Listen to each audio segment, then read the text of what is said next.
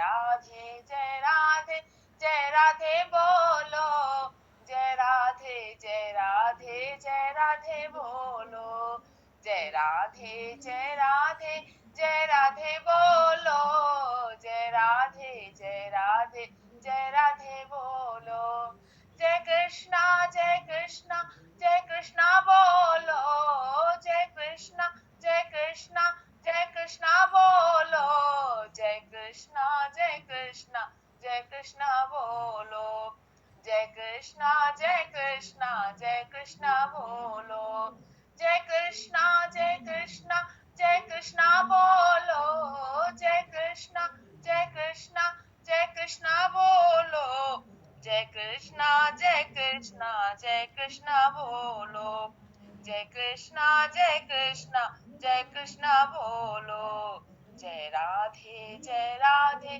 जय राधे बोलो, जय राधे जय राधे जय राधे बोलो, जय कृष्णा जय कृष्णा जय कृष्णा बोलो, जय कृष्णा जय कृष्णा जय कृष्णा बोलो, जय राधे जय राधे जय राधे बोलो, जय कृष्णा जय कृष्णा जय कृष्णा बोलो।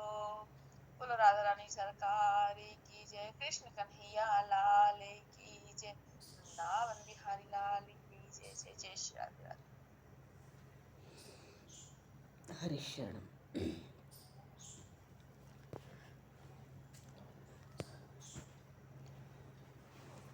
बोलिए श्री राधेवर कृष्णचंद्र भगवान की जय।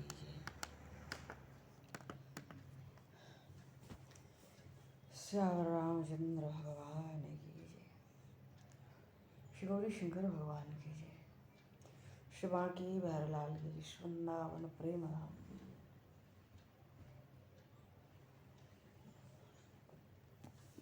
सब संतन की जय, सब भक्तन की जय, समस्त वैष्णवन की जय, समस्त पूर्वाचार्य चरण की जय, समस्त संप्रदाचार्यन की जय, समस्त विप्रन की जय, समस्त व्रजवासिन की जय, सदगुरुदेव भगवान की जय। गंगा मैया की जय, जमुना मैया की जय, सरजू मैया की जय, गौ माता की जय, तुलसी माता की जय, पृथ्वी माता की जय, काशी महारानी जय। जय श्री सीताराम, जय जय श्री राधे श्याम। नमः पार्वती पते, हर हर महादेव। अनंत कोटि ब्रह्मांड नायक सर्वेश्वर पूर्ण परात्पर ब्रह्म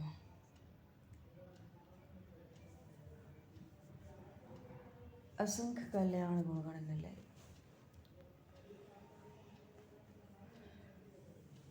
भक्त वांक्षा कल्पतरु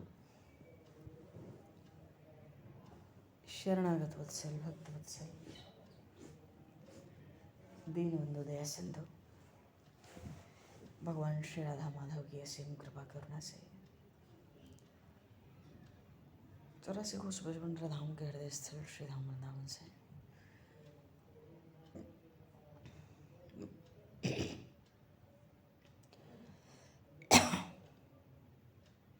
महापुरुषों की भावमयी सन्निधि में एवं आप सभी श्रद्धालु भक्त वैष्णवों की मंगल सन्निधि में मानव जीवन का सर्वोत्कृष्ट फल भगवत गुणगान, भगवत स्मरण का आनंद।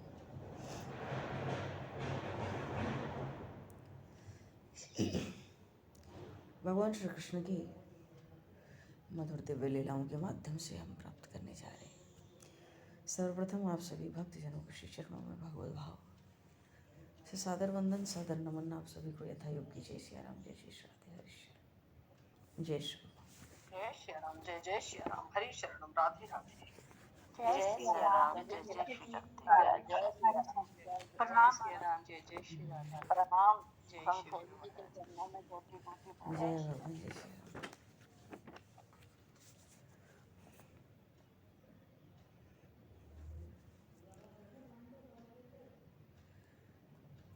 वंशी विभूषितकरान्नवनीरदाभा पीताम्बराधरुणबिम्बफलाधरोष्ठात् पूर्णेन्दुसुन्दरमुखादरविन्दनेत्रात् कृष्णात् परं किमपि तत्त्वमहं न जाने। कृष्णात् परं किमपि तत्त्वमहं न जाने। पूर्व प्रसंग में भगवान श्री कृष्ण बलराम ने व्रज वृंदावन से मधुपुरी की ओर, मथुरा नगर की ओर प्रस्थान किया। अक्रूर जी के साथ अभी ब्रज वृंदावन की स्थिति का हम लोग स्मरण नहीं करेंगे, साहस भी नहीं है। भगवान श्री कृष्ण के साथ मथुरा की ओर चलेंगे, क्योंकि नंद बाबा तो पहले ही पहुंच जाएंगे प्रधान गोपों को लेकर, और फिर पीछे और भी गोप जा रहे हैं, बाल सखा सब जा रहे हैं, बड़ी भारी संख्या में नंदगांव से बरसाने से सब जा रहे हैं। क्योंकि नंदगांव बरसाने की जो मनोदशा थी, भगवान श्री कृष्ण बलराम को वहीं पर बड़ी देर हो चुकी है। किसी तरह से रथ आगे बढ़ा है। अक्रूर जी कह रहे हैं कि मैं तो श्री बलराम को, श्री कृष्ण को लेकर रथ से किसी प्रकार भाई निकल आया, पर कितना अपार प्रेम है इनके प्रति ब्रज में, मैं तो व्याकुल हो गया उन गोप कन्याओं की विह्वलता देखकर। रथ भगा रहे हैं अक्रूर जी, पर वो दृश्य मानस पटल पर नृत्य कर रहा है। कोई भी स्मृति मानो छूटने की नहीं है। उन गोपांगनाओं का क्रंदन, उनकी मूर्छा, उनकी असहनीय पीड़ा। अक्रूर जी सोचते थोड़ी अलग हुई, घोड़ों के मार्ग से थोड़ा सा हटी, रथ के पहियों को उन्होंने थोड़ा छोड़ा और मैंने रथ दौड़ा लिया। अब दूसरा उपाय भी तो नहीं था। भगवान श्री राम जब वन में गए थे, ये सब पीछे लग गए थे, अवधवासी हम भी जाएंगे, क्योंकि जहाँ राम तहाँ अवध निवासो, जहाँ राम है वहीं अयोध्या है। चलो। तमसा के तीर पे बहुत लौटाया, प्रेम से लौटते थे, बात मानते थे, पर फिर पीछे हो लेते थे। बिना राम लक्ष्मण जानकी के क्या जीना है, व्यर्थ है। चलो। और तमसा के तीर पे कुछ माया का प्रभाव, प्रभु प्रेरणा से, कुछ उनका दिन भर का शोक, दुख, परिश्रम हो गया। हल्की सी निद्रा क्या लगी, वहां भी भगवान राम ने कहा था सुमंत्र जी से, खोज मारे रथ हाकहूँ ताता, आन उपाय बनी नहीं पाता। हे सुमंत्र जी, हे तात, अब तो रथ को ऐसा दौड़ाओ कि रथ के चिन्ह, घोड़ों के चिन्ह मालूम ना पड़े पहियों के।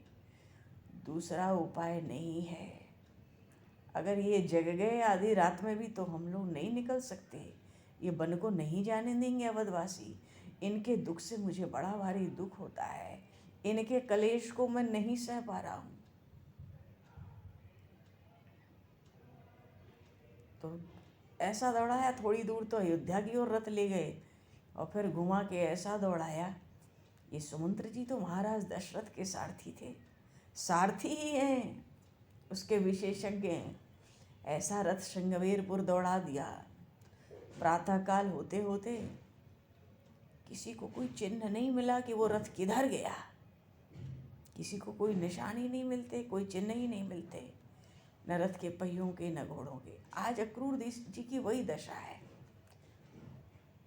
उनको भी लगता है दूसरा उपाय नहीं था, और कोई बात भी तो उस समय नहीं सूझती थी, क्योंकि इन गोपांगनाओं का ऐसा प्रेम, इन माताओं का ऐसा प्रेम, ये तो वर्षों ऐसे ही रहे, कृष्ण को न जाने दें। पर वहाँ तो धनुष यज्ञ है, नंद जी जा चुके हैं, चलना तो है। पर भीतर भीतर सोचते हैं कितना विश्वास किया है यहाँ के गोपों ने मुझ पर और उन नंदराय जी ने, क्योंकि कंस के का षड्यंत्र, उसका छल कपट तो केवल भगवान श्री कृष्ण बलराम को एकांत में सुनाया अक्रूर जी ने, और किसी को नहीं पता, सबको तो यही पता है। यज्ञ, धनुष यज्ञ देखने जा रहे हैं, महोत्सव है, बड़े बड़े वीर राजा आएंगे, वहाँ इन बालकों का सम्मान कराना चाहता है, इसलिए विशेष रथ भेजा है। वीर हैं, सुना है वीर हैं ये, और सब गोपों को भी लाओ, बहुत बड़ा महोत्सव है। अक्रूर जी का मन उनको धिक्कारने लगा। मैं कंस का दूत हूँ, उसका रथ लेकर आया हूँ, पर किसी ने भी मुझ पर तनिक भी संदेह नहीं किया। कंस कितने असुर यहाँ भेज चुका, कितना कुटिल है वो सब जानते हैं। सब जानते हुए सबने मुझे अपना माना। मुझ पर, मेरी धार्मिकता पर इन्होंने विश्वास किया। मैं वसुदेव का संबंध में भाई लगता हूँ, इस पर विश्वास किया। अक्रूर जी सोचते मेरी सहानुभूति उन गोपों के साथ है, वही कष्ट जो सुमंत्र जी को कभी होता था। पर राम रजाई मेट नहीं जाई, मारना पड़ा उनको भी, दौड़ाना पड़ा था। ऐसे ही अक्रूर जी रथ को भगा रहे हैं।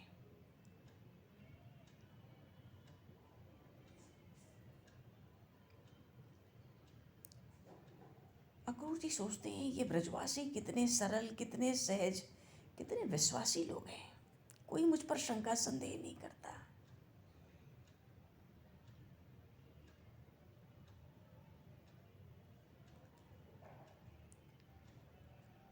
स्पष्ट दिख रहा था कि उन गोपांगनाओं ने मुझ पर विश्वास नहीं किया था। वो बड़ी भली हैं, वो तो कहती थी तेरे जैसा क्रूर सृष्टि में नहीं है, तेरा नाम किसने अक्रूर रखा है। और इन श्री कृष्ण ने मेरी रक्षा नहीं की होती तो उनके क्रोध से, उनके तीक्ष्ण नेत्रों से तो मैं वहीं भस्म हो गया होता। वो मुझे क्रूर कहने लगी थी। अरे मैं भी तो उनके हृदय सर्वस्व का अपहरण किए जा रहा था। उनका क्रोध उचित था। उन्होंने अगर मुझे श्राप दिया होता तो वो भी अक्रूर को श्रेयधार्य होता। मैंने कुछ भी तो छिपाया नहीं। कंस की कुटिलता, कुमंत्रणा, कुविचार, षड्यंत्र, इन दोनों से तो मैंने कह दिया है। इन दोनों भाइयों ने भी तो उस पर ध्यान नहीं दिया। सचमुच मैं ही क्रूर हूँ, सच में मेरा नाम अक्रूर निरर्थक है। मैं इन कोमल कोमल किशोरों को काल के मुख में लिए जा रहा हूँ। सुना है उन भगवान अनंत शेष के साथ स्वयं श्री हरि ने पृथ्वी का भार हरण करने के लिए अवतार लिया है, किंतु ये तो अभी बड़े सुकुमार से किशोर हैं। कंस बड़ा क्रूर है। देवराज इंद्र भी उसके क्रोध से बहुत डरते हैं। स्वर्ग पर विजय पा चुका है। ऐसे ऐसे असुर उसके सेवक हैं जिनके पराक्रम का कोई आर पार नहीं है। हाँ ठीक है, इन्होंने कंस के बहुत से प्रधान अनुचरों को यमलोक भेज दिया है, पर वो अकेले ही तो आए थे। बात यह है अक्रूर जी के हृदय में इतना वात्सल्य प्रकट हो रहा है क्योंकि पूरे ब्रज ने आंख बंद करके श्री कृष्ण बलराम को अक्रूर के साथ भेज दिया महोत्सव देखने। पर सच्चाई का पता तो अक्रूर को है। वो इनका संबंधी होकर नहीं आए थे, वो तो कंस के दूत बनकर आए थे। उनकी आत्मा उनको कचोटने लगी थी। एक एक करके ही तो असुरों को, राक्षसों को इन्होंने मारा। अब मथुरा में कंस होगा, उसकी पूरी सेना होगी, एक से एक दैत्य और प्रकट करेगा, एक से एक राजा और आएंगे। और वो कहीं जरासंध को बुला लिया अपने ससुर को तो बस उसको तो मारने वाला ही धरती पर कोई नहीं है। अब क्या होगा? ये सब काल जैसे कठिन है। कैसे कहा जा सकता है कल सुबह क्या होगा। मैं तो इनको अपना आराध्य मानता हूँ, इन नन्हे नन्हे सुकुमारों को, पर आपत्ति के, संकट के, विपत्ति के मुख में डालने के लिए लिए जा रहा हूँ। कितना अधम हूँ मैं। कोई कर्तव्य अपना निश्चित नहीं कर पा रहे थे अक्रूर जी। नंदराय जी गोपों के साथ जा चुके हैं, सोचते हैं मथुरा में पहुंचेंगे, जो बाहर बगीचा है आम का वहीं प्रतीक्षा करेंगे, यही उन्होंने कहा है। और ये जो सर्वेश्वर हैं ये तो बड़े प्रसन्न होकर मेरे साथ रथ में चल रहे हैं, मुझे चाचा जी कह के प्रणाम करते हैं, मुझ पर इनका कितना स्नेह है। वसुदेव भी मेरा विश्वास करते हैं। कल को वसुदेव जी को पता लगेगा कि अक्रूर को सब कुछ पता था कंस का षड्यंत्र, फिर भी मेरे पुत्रों को, ब्रजवासियों की सरलता और उनके भोलेपन का अनुचित लाभ उठाकर अक्रूर ले आया। भले ही को अवसरों पर कंस की सेवा तो मैंने आज कर दी, मानो लेकर तो आई गया। उन गोप कन्याओं ने रोका तो बहुत देर हो गया। वृंदावन की सीमा के पास पहुंचे तो दोपहर हो गई।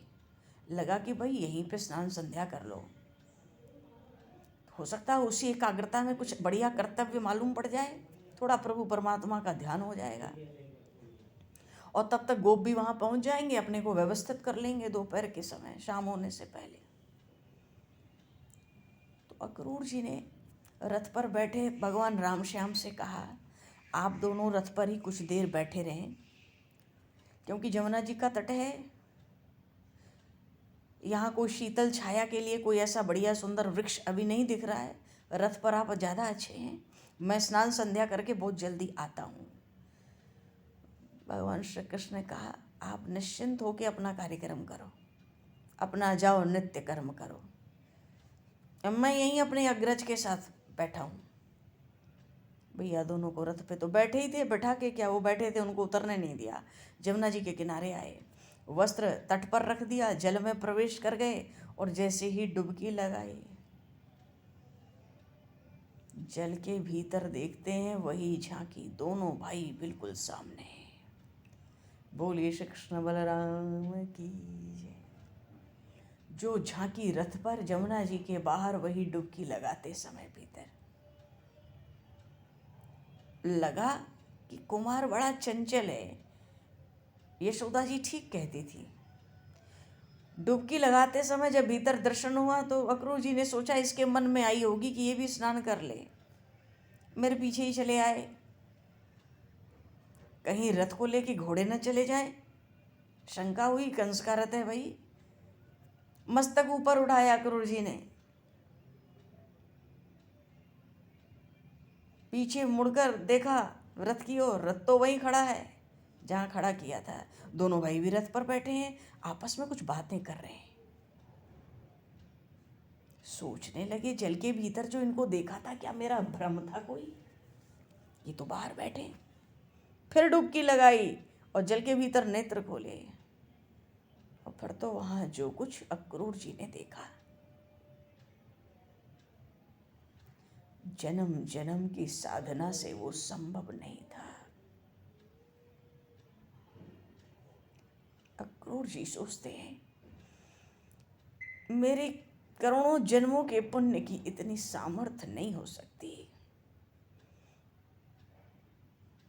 ये जो मेरे अनंत कृपामय आराध्य हैं, मेरे भीतर की व्याकुलता को भांपकर मुझे अपने दिव्य स्वरूप का साक्षात्कार कराते हैं जल के भीतर। क्या झांकी देखते हैं अक्रूर जी, जितने सत्य हैं, चारण गंधर्व किन्नर नाग सुर असुर, इन सब के प्रधान प्रधान नायक हाथ जोड़ जोड़ कर, सब सर झुकाकर स्तुति कर रहे हैं। सबके सामने ये नील वस्त्र धारण किए हुए 1000 फण वाले भगवान शेष,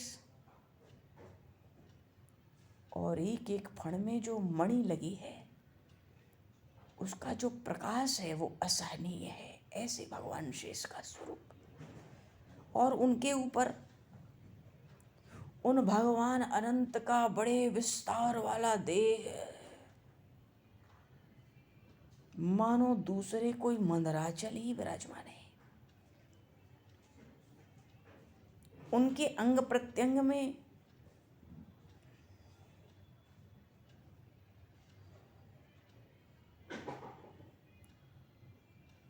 एकदम विद्युत के समान पीत वस्त्र, चतुर्भुज, बड़े शांत, कमल के समान विशाल लोचन, प्रसन्न मुख, परम पुरुष आसीन है। मुस्कुराते हुए अक्रूर जी की ओर देख भी रहे हैं। भ्रिकुटी बड़ी कुटिल है, कर्णफूल बड़े मनोहर हैं, नासिका उठी हुई है, कपोल बड़े निर्मल हैं, पतले पतले अरुण अधर हैं, मोटी विशाल भुजाएं हैं, श्रीवत्स का चिन्ह है, कौस्तुभ मणि कंठ में है, नाभि बड़ी गंभीर है।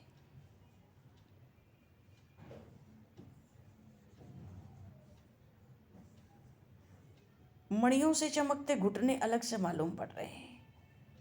पिंडलिनियां बड़ी मनोहर हैं।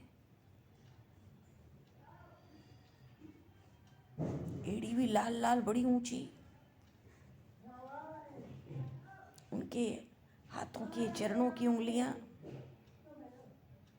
ज्योतिर्मय नख। ये चरण कमल में तो मानो न जाने कौन कौन से सिद्ध ऋषि महर्षि परमहंस जन भ्रमर बन के मंडरा रहे। बड़ी विशाल झांकी थी।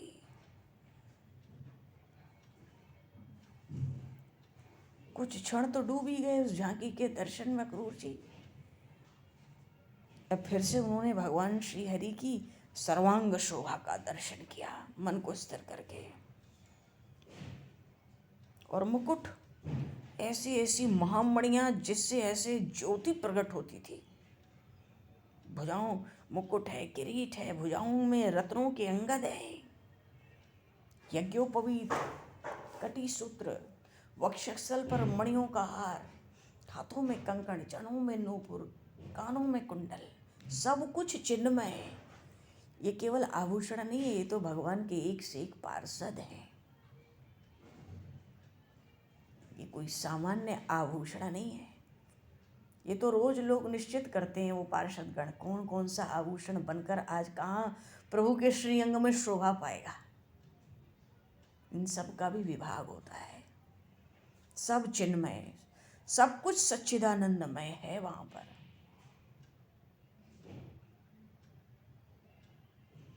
शंख से बढ़कर शीतलता प्रकट करने वाला हाथ में शंख, 1000 सार का चक्र, महागदा,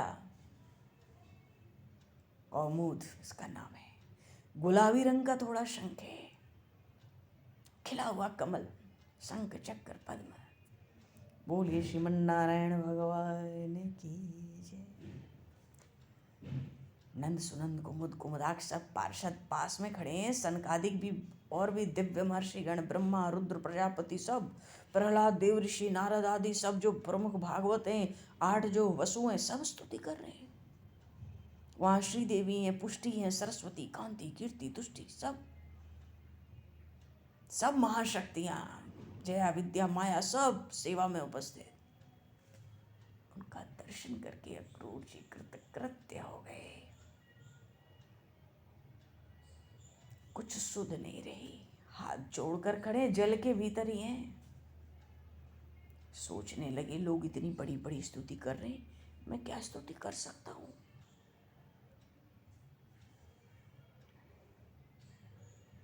जो थोड़ी कुछ बुद्धि है, प्रतिभा है, वो तो भगवान की कृपा से प्राप्त है। तो अपने अनुसार पीछे से अक्रूर जी भी भगवान की स्तुति करने लगे। जैसे स्तुति करना अक्रूर जी ने आरंभ किया, वो पूरी झांकी अदृश्य हो गई। और फिर से अपने को सावधान स्थिर करने में समय लगा।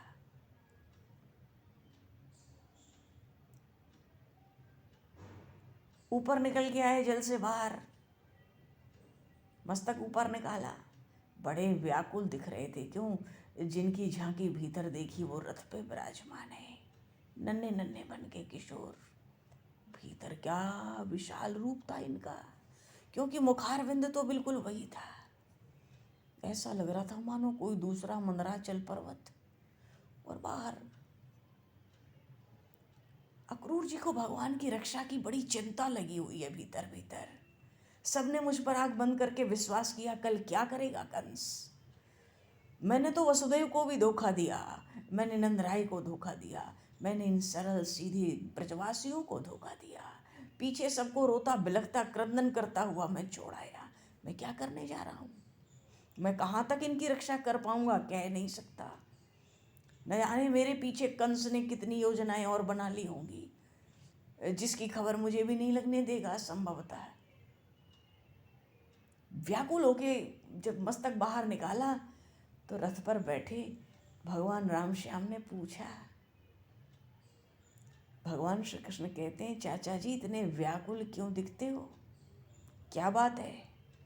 स्नान करने में उस स्थान में क्या कोई असुविधा है? देखो भैया, ये तो मायापति हैं, इनकी लीला अपरंपार है। अक्रूर जी समझ गए, जो भीतर है वो बाहर है, जो बाहर है वो भीतर है। अक्रूर जी ने कहा, कुछ नहीं प्रभु, बस आप ही की लीला देख रहा हूँ। भगवान श्री कृष्ण हंस के ठहाका लगाकर हंसते हैं और कहते हैं, जब लीला देख रहे हो तो मेरे सुरक्षा की इतनी चिंता क्यों कर रहे हो? बाहर निकल आए अक्रूर जी, वस्त्र बदलने लगे, कहने लगे, प्रभु सोचता हूँ कंस क्या करेगा। वो बड़ा दुष्ट है, बड़ा कपटी, बड़ा क्रूर है। आप उसको नहीं जानते, उसकी क्रूरता को, उसकी कठिनता को आप नहीं जानते, कितना कठोर है वो। भगवान ने कहा, चाचा जी वो क्या मुझे मारेगा, हम मारेंगे उसको, आप देखना। आप बिल्कुल चिंता मत करो, हमें मथुरा ले चलो। क्यों इतने परेशान होते हो, वो क्या मारेगा, हम मारेंगे। थोड़ा बल मिला अक्रूर जी को, क्योंकि झांकी का दर्शन किया था, समझ गए वही हैं तो वही, पर ऐसे कोमल सुकुमार दिखते हैं। हृदय व्याकुल हो जा रहा है इनको मथुरा ले जाने में। चलो, संध्या गायत्री करके रथ को आगे बढ़ाया। अपने आराध्य साक्षात रथ पर आसीन है, अक्रूर जी सारथी है। भगवान श्री कृष्ण ने मार्ग में अपने स्वरूप को भी समझाया अक्रूर जी को। क्यों, झांकी का दर्शन तो दे ही दिया था, बड़ी बृहद झांकी। अब समझ रहे हैं, अक्रूर जी सोचते हैं, वो जानते हैं कि मुझ में ज्ञान नाम का तो कुछ नहीं है। मेरी आकुलता देख देख कर मुझे आश्वासन देते हैं, बार बार कहते हैं, चाचा जी चिंता मत करो, वो कंस हमें क्या मारेगा, हम मारेंगे उसको। अरे अपने संकल्प से कोटि कोटि ब्रह्मांडों की ये सृष्टि प्रलय करते हैं, उनके सामने कीड़े मकोड़े की तरह कंस क्या होता है। कंस, अक्रूर जी का मोह कुछ क्षण के लिए मिट गया, भय भाग गया। मेरे अहोभाग्य, इन्होंने मुझे अपनाया।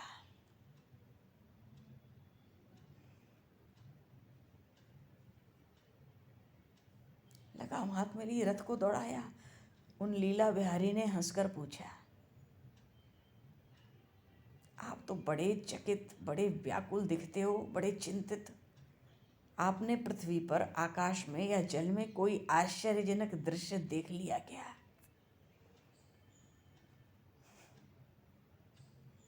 क्या उत्तर देंगे अक्रूर जी? जो आश्चर्यजनक दृश्य देख लिया, उससे ज़्यादा आश्चर्य अब और क्या हो सकता है? कंस की वहां तक क्या सामर्थ्य है? दाऊ जी ने कहा, सब गोप मथुरा पहुंच गए होंगे, हमारे नंद बाबा प्रतीक्षा करते होंगे। हमें यहाँ यमुना जल में भी बहुत समय लग गया, अब शीघ्रता करनी चाहिए। पूरे वेग से रथ को दौड़ाया अक्रूर जी ने,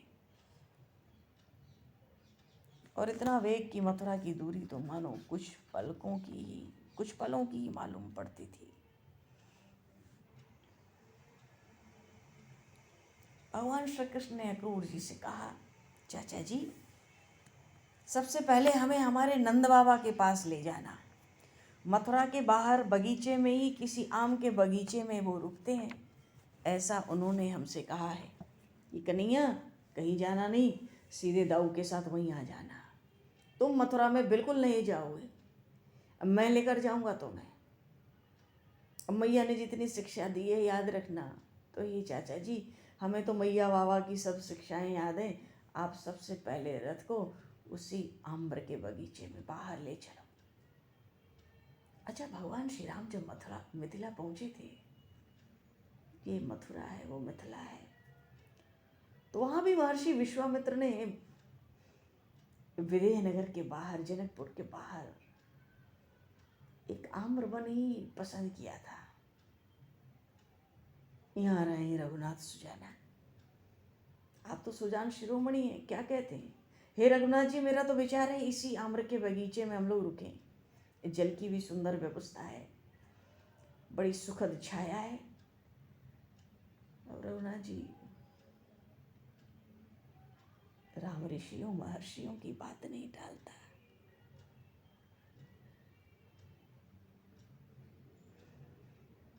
प्रभु श्री राम के संपूर्ण जीवन काल में एक बार थोड़ा सा परिश्रम हुआ था महर्षि वाल्मीकि को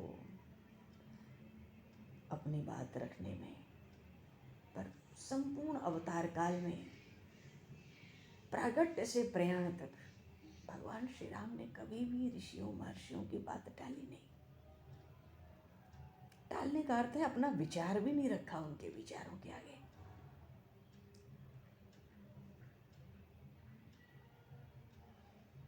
और ये मथुरा की लीला और मिथिला की वो लीला, भागवत के ये श्लोक, जिन श्लोकों में भगवान श्री कृष्ण और दाऊ जी महाराज ने अपने सखाओं के साथ मथुरा, इस मधुपुरी नगर का भ्रमण किया, जिस स्वरूप से, जिस झांकी से, ऐसा लगता था मानो गोस्वामी श्री तुलसीदास जी महाराज ने अपने श्री रामचरितमानस में उसी झांकी को उतार लिया। क्योंकि मिथिला में भी हर तरह के लोग थे। धनुष यज्ञ की भूमि तक, और ये मथुरा भी ऐसा ही है।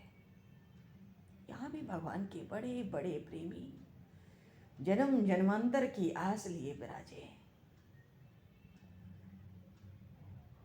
हाँ, वहाँ दुष्ट तो केवल राजा थे, उनकी भी दुष्टता तब प्रकट हुई जब धनुष भंग हो गया। युद्ध करने पे आ गए, बांध लो दोनों को, पकड़ लो, ये जनक मदद करे तो इससे युद्ध करो, ये करो वो करो। उतने में परशुराम जी आगे, कुछ कर तो पाया नहीं कोई, गाल बजा रहे थे सब। पर यहाँ जो प्रजा है, यहाँ की इस मथुरा की भी प्रजा जो अब मिलने वाली है, वो सब श्री कृष्ण के मानो शरणागत है। उनके रूप सौंदर्य पर पहले से ही लुटी बैठी है। क्यों? सुनते हैं ना, मथुरा वृंदावन की कितनी दूरी है, सुनते हैं। सबको तो देवकी के उन देवी देवकी के उस अष्टम गर्भ की सबको तो प्रतीक्षा है। क्यों? कंस का वो काल है, इसके आतंक से परित्राण होगा, धर्म की स्थापना होगी। कुछ धर्म थोड़ी करने देता है। एक महर्षि गर्गही हैं, जिसके मुंह पर से इसके सामने उठ के चले जाते हैं। डरता है, श्राप दे देंगे तो क्या गति होगी। इसके कुल पुरोहित हैं, कुल पुरोहित तो महात्मा वसुदेव के हैं वो, पर उनके तेज से प्रभावित भी रहता है, भय भी खाता है। इसलिए अपनी विशेष विशेष जो उसकी राज मंत्रणाएं होती थी राजसभा में, उसमें उनको बुलवाता था, विशेष निमंत्रण देकर विशेष आग्रह पूर्वक बुलवाता था। दाऊ जी ने कहा, कन्हैया ठीक कहता है। हे चाचा जी, हमारे रथ को आप पहले हमारे नंद बाबा के पास ही ले चलना। वहाँ सब हमारे बाल सखा हमारी बड़ी प्रतीक्षा कर रहे होंगे, वो बड़े अधीर हो रहे होंगे, हमें बड़ा विलंब हो चुका है।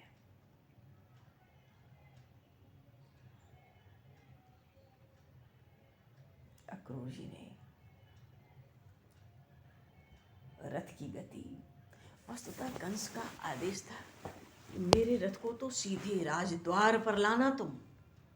पर गुरु जी ने उसी समय कंस से कह दिया था कि महाराज कंस, आप ये ना भूलें कि बिना नंदराय के, बिना प्रधान गोपों के वो दोनों बालक नहीं आ सकेंगे यहाँ। और वो जब भी आएंगे, वो चाहे जैसे भी आए, सब अपनी व्यवस्थाओं में, पर वो अपने बालक को सीधे आपके नगर में प्रवेश नहीं करने देंगे। कंस भी जानता है, कंस के ऊपर सबको शंका तो है ही कि बड़ा क्रूर कुटिल है। वो निश्चित रूप से एक साथ आपसे मिलने आएंगे, आपको बाहर भेंट करेंगे, और तब आपको जो बात करनी होगी आप करना। बोले कोई भी आवे, सबसे पहले कुवलिया पीठ को तैयार रखना। 60,000 हाथियों का बल, वो भी मदरा पान करके और उन्मत्त होकर प्रतीक्षा में। प्रभु पहुंचे नंद बाबा के पास।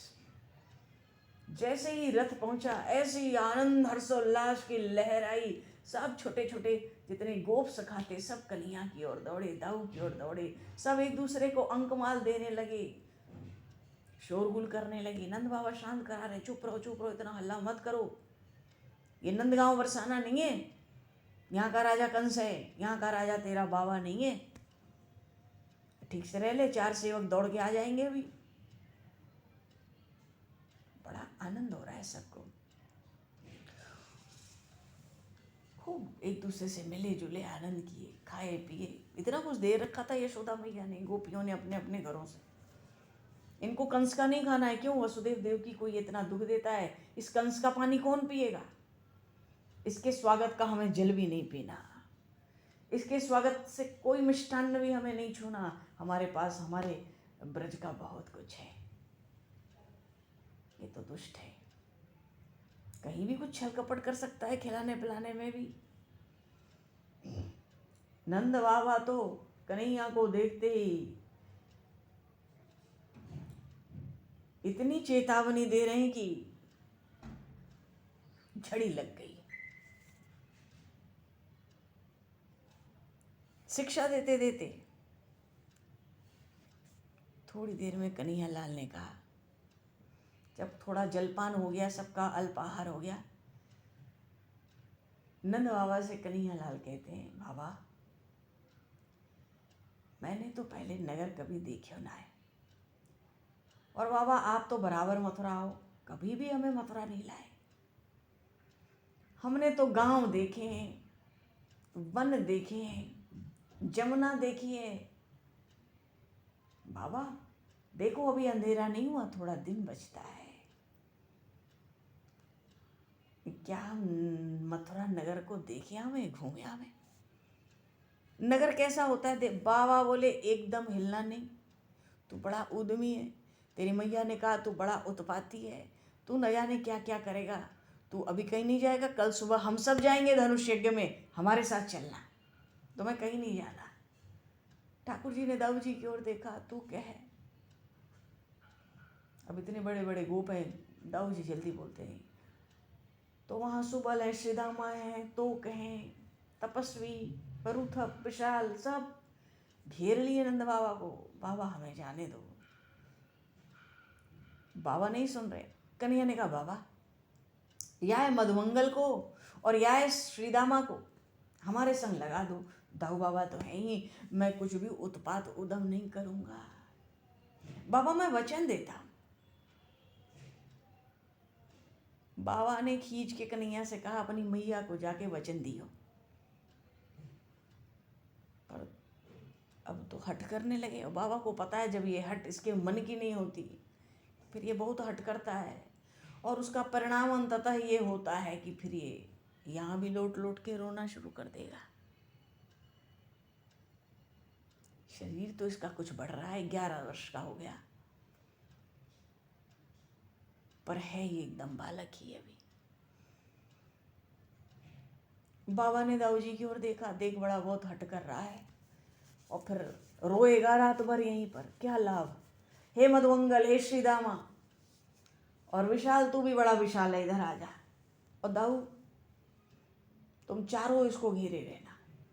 ये किसी से बात नहीं करेगा मार्ग में, मथुरा नगर में जाके किसी के बुलाने पर किसी के पास भी नहीं जाएगा। कोई खटपट इसके तरफ से होनी नहीं चाहिए। कोई खटपट करने आवे तो भी कन्हैया को बचा के रखना। तुम सब बड़े हो, जो भी बात आवे आपस में आमने सामने बात करके सुलझा देना, इसको उसमें बीच में घुसने मत देना। नंद बाबा बहुत डर रहे हैं। नंद बाबा तो सोच रहे हैं मैं भी चलता, लेकिन नंद बाबा को संकोच है। निमंत्रण है सुबह धनुष यज्ञ, हम कहाँ जाएंगे, क्या करने जाएं। इसने तो नगर नहीं देखा, इसको नगर देखना है, बाजार देखनी है, नगर के लोग कैसे होते हैं वो देखना है।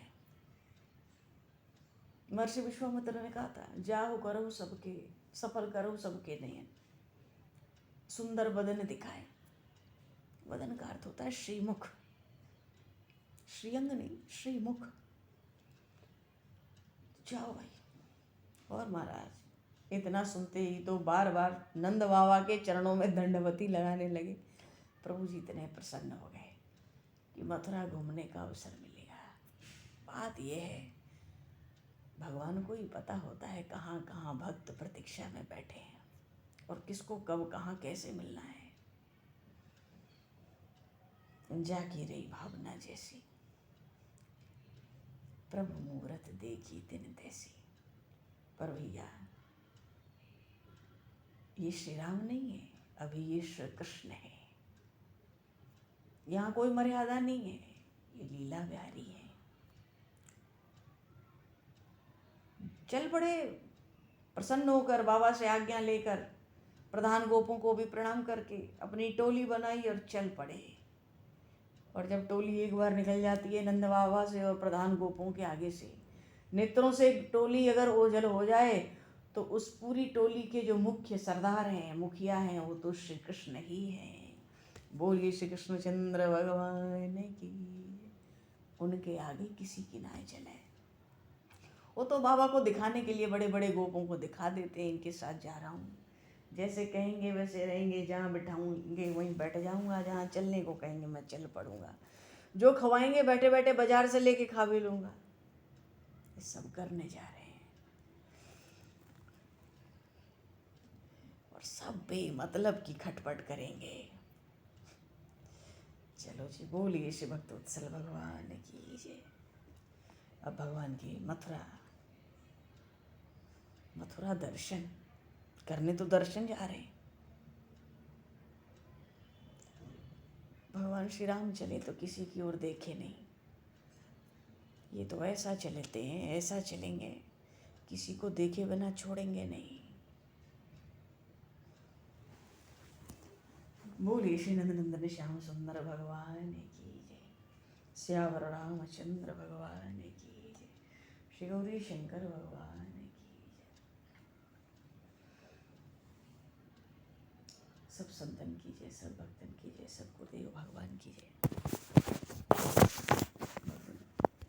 समय को दृष्टिगत करते हुए अब आज यहीं पर वाणी को विराम, वाक्य पुष्पांजलि प्रभु के श्री चरणों में सादर समर्पण। आप सभी को भी यथा योग्य जय श्री राम, जय जय श्री राम, जय श्री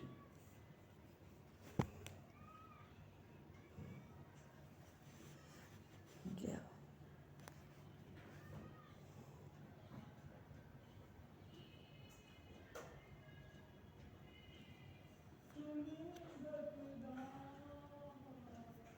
राम जय राम